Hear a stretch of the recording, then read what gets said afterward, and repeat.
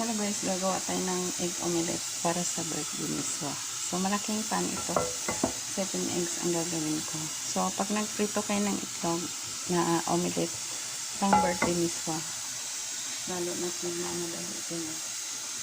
Timplahan nyo na yung itlog, i-beat nyo na, tapos ang mantika kailangan sakto lang para hindi na mag-drain ng mantika sa paper towel. Diretso hiwa na.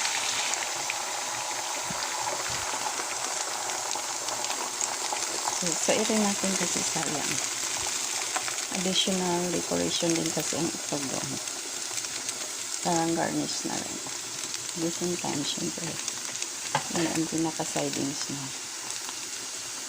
So, pagbaliktad niyan, dahil malaki ang pan natin, mahirapan tayo mag-tip unless gagamit tayo ng plato or pinggan.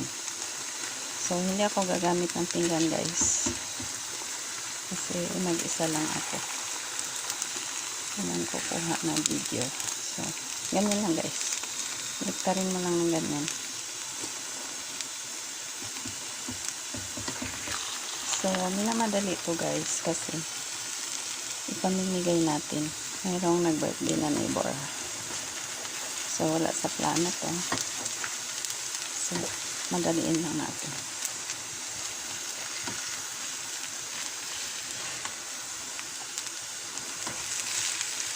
So, kapag matanda na ang mag-birthday guys, huwag kayong magbigay ng pansit o kaya yung pansit bihon. Ang gawin nyo, birthday ni Swa. Kasi yan, kaya nilang nguyain sa postiso nila. O kahit walang postiso. Kasi ang Swa naman ay malambot. So, ang pansit o kaya spaghetti, kailangan nang ngipin yun. So, huwag yun ang ipakain mo. Tsaka, at the same time, matagal matunaw sa tiyan. Ang miswa madali lang kasi miswa nga siya, sobrang lambot. Pero meron ding special miswa na matigas guys, wag yun.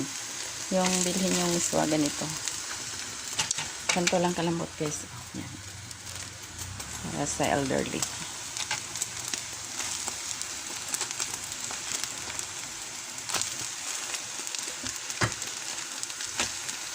Ayan, luto na. So, ang paghiwa nito, Julienne, or yung pahaba na parang strips.